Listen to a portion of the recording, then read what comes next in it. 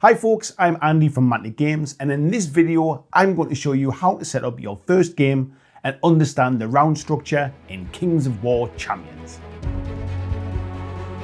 In Champions, each game you play will be a set scenario with specific victory conditions and objectives to achieve. Although the scenarios differ, the standard procedure and steps for preparing for a game of Champions are as follows. First, you need to select the force you wish to play. In Kings of War Champions, there is no need to create an army or an army list. You can just build the miniatures straight from the box and start playing.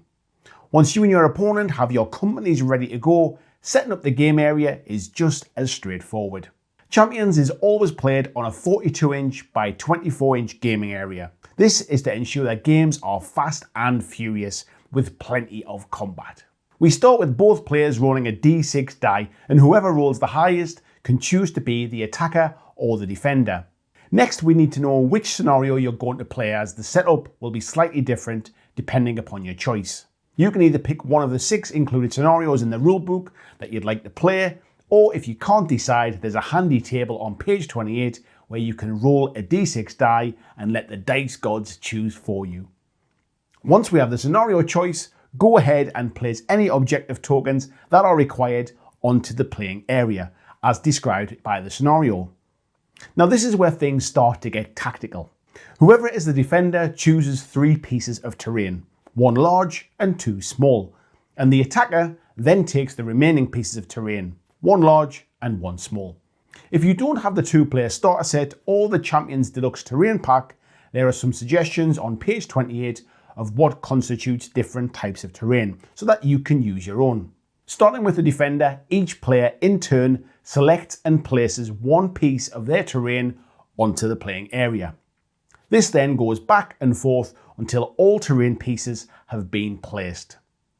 There are some restrictions on where you can place the terrain and where you can't place the terrain, such as no terrain in a deployment area, but you'll see all of these restrictions again on page 28.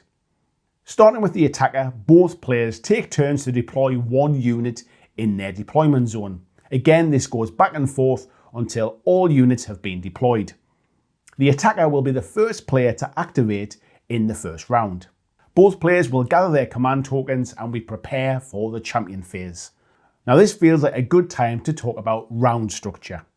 Kings of War Champions is played in rounds, with each player taking a turn during each round.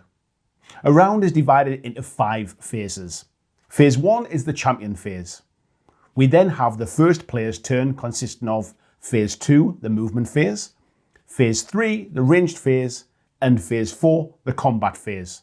Once this player has moved and attacked with all of their units and completed their 3 phases, it's then the opponent's turn to complete their turn of the same 3 phases. Lastly, we end with Phase 5, the end phase. Once the end phase is concluded, the round ends.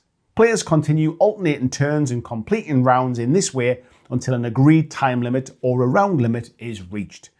This is usually determined by the scenario being played. We'll examine each of these phases in more detail in the coming videos, so join me in the next one where I'll take you through a unit stat card and how to understand it.